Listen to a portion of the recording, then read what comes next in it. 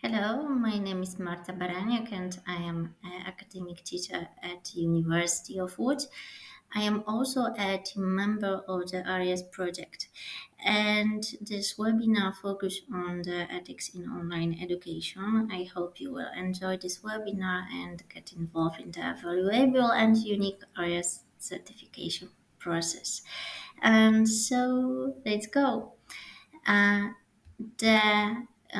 the webinar agenda is as follows. First, let's talk about the issue of intellectual property and its protection in the process of distance learning. And then we will get to the topic of application of ethical behaviors to the teaching and learning process. Then we will talk about establishing an ethical behavior control process, then cultural diversity and its influence on the ethical system, and last but not the least, the problem of discrimination with particular emphasis on digital digital discrimination. So let's start with the issue of intellectual property and its protection in the process of distance learning. This is about the explanation of learners' responsibilities related to the categories of unethical behavior, and I mean plagiarism, cheating, deceptive actions. So first we must define what ethics is and what is ethical in general. So ethics in general means what people should do. Yeah, but what is ethics in education? So ethics in education means granting educational opportunities to anyone on equal basis, disregarding nationality, gender, ideological differences, or mental, physical disabilities. So yeah, this is the ethics is in general about what is right and what is wrong. Ethics also means respecting intellectual property, being ethical in that context requires following certain rules. And this depends on the country in which we are located and the institution in which we work. And therefore, special attention should be paid to national regulations, also European directives, and also institutional regulations.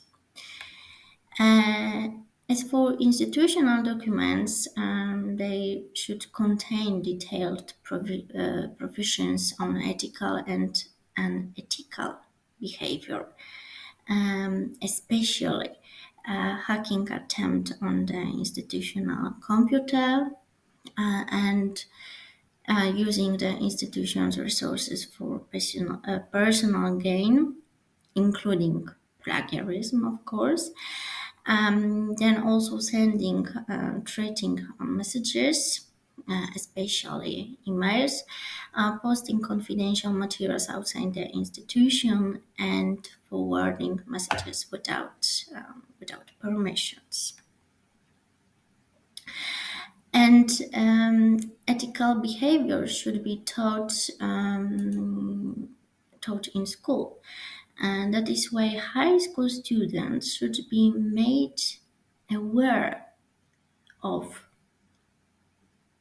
ethics of examinations, use of sources on papers and projects, writing assistance and other tutoring, collecting and reporting data, use of academic resources, respecting the work of others, computer ethics, giving assistance to others, and respect for academic regulations.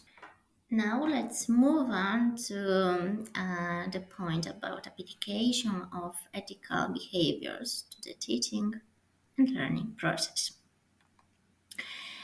Um, I think that every teacher, especially a beginner, at least once asked himself the following questions.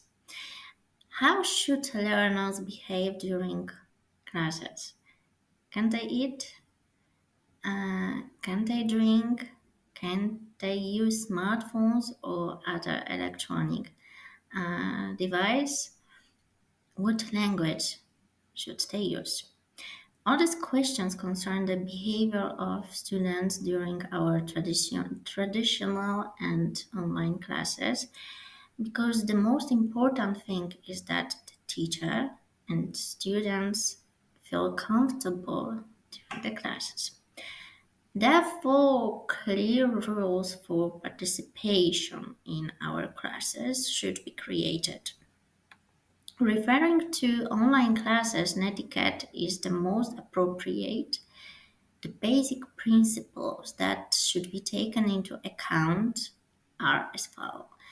Contribute to society and to human well-being, avoid harm, be honest and trustworthy, be fair and take action not to discriminate. Remember, honor the work required to produce new ideas and inventions, respect privacy, and honor confidentiality. Netiquette is also about professional responsibilities. It makes it possible to achieve high quality in process and products of professional work. Thanks to netiquette, the institution can maintain high standards of competence, of conduct, of ethical practice. Employees know and respect existing rules of professional work. The film should also accept the provide and appropriate professional review and give comprehensive and thorough evaluation of a computer system and more. So ethics educators should prioritize putting students first. This will make them feel safe in your class. It is also important to promote healthy and friendly interpersonal relationships. Classes are more enjoyable and understandable for students if the teacher's involvement is noticed. And this, in turn, is related to continuous learning because we learn throughout our lives, right? And now let's move on to the third point of this webinar, which is about establishing an ethical behavior control process.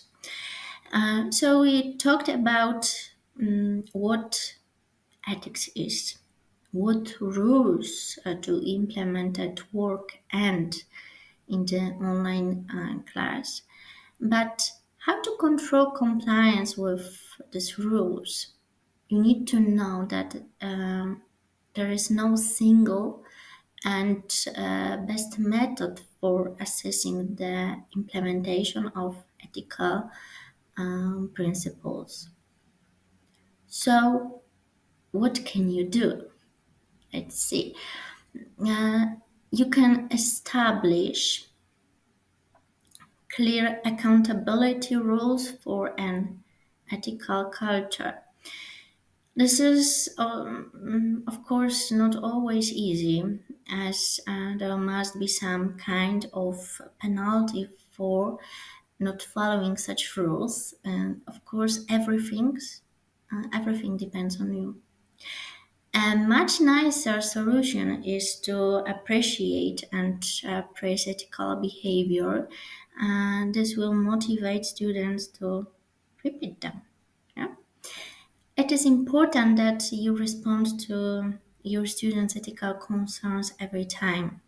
Trust is important in this aspect.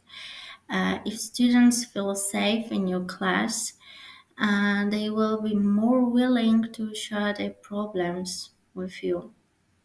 This will make it easier for you to help them. Remember that. And remember never leave students with an unresolved ethical dilemma. Never. And there should always be time to talk about the problem that you will and then try to solve together. And remember, never leave your student without an answer. And now let's talk about cultural diversity and its influence on the ethical system. It seems to be the important subject in your class. So, um, why is cultural diversity so crucial? Learning in a culturally diverse environment can prevent learners from developing prejudices later in life. It enables them to understand people other than themselves because they are more aware of experiences that someone from another cultural group may encounter. Students gain a better understanding of lessons and people, and that's why the cultural diversity is so crucial.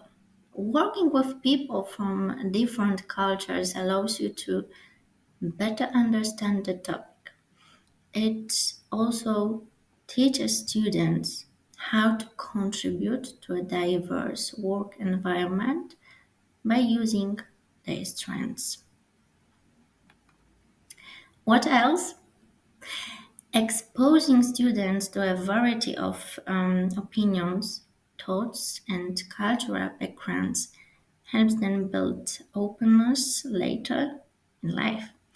As a result, students will be open to new ideas by adopting different points of view. Another argument, and why the cultural diversity is so crucial. Working in a cultural diversity environment allows students to feel more comfortable and safe with these differences later in life. This enables them to interact freely with a wider range of social groups. And again, the last but not the least, students are better prepared for the diverse workplace. And currently, we have the opportunity to work with people from different cultures and social groups more and more often. This is the result of increasing globalization, of course. Studying in a culturally diverse environment prepares students for future professional relationships. And my suggestions for multicultural learning environments are as follows. Um, Please use a facilitator. Avoid ambiguity. Please communicate expectation. And it seems to be the most important, your expectation. Please define it before you start your classes. Provide feedback. Be sensitive to verbal nuances and, of course, build a relationships with your students. The last point of this webinar is about the problem of discrimination with particular emphasis on digital discrimination. And what is it about? This is about, for example, digital discrimination. Uh, what does digital discrimination result from? Uh, for example, from lack of proper equipment, for example, computer or smartphone, from lack of internet connection, from lack of a suitable place to work, and for example, also from lack of appropriate software. And you have to know how to deal with those kind of digital discrimination. There are a lot of solutions. And for example, you can design asynchronous classes. You can adapt the material to the hourly load. You can familiarize yourself with the discrimination laws in your institution. You can give the opportunity to submit comments and objections. You can choose tools carefully. Carefully, it means that those tools should be free for students. Please remember that. You can deal transparently with media and technology. You can develop an etiquette document, and we were talk about this during this webinar. You should remember that. Please be approachable. Please try to find individual solution for students with discrimination. You can find only one student in your class with digital discrimination, and this is important to talk with him or she about it, and you should together try to solve this problem. Please design barrier-free learning materials.